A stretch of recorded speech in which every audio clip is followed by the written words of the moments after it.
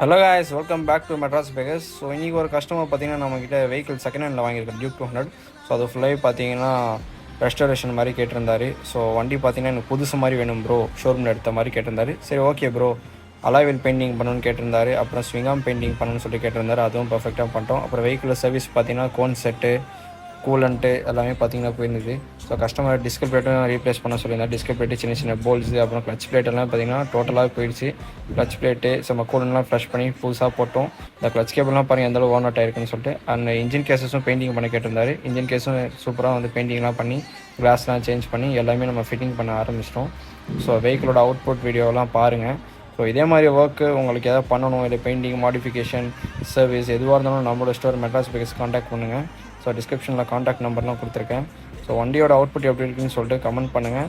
உங்கள் ஃப்ரெண்ட்ஸ் யாராச்சும் இந்த மாதிரி பண்ணுறதுக்கு தேடிட்டு இருந்தாங்கன்னா இந்த ரீலும் உங்கள் ஃப்ரெண்ட்ஸுக்கும் ஷேர் பண்ணுங்கள். தேங்க்யூ.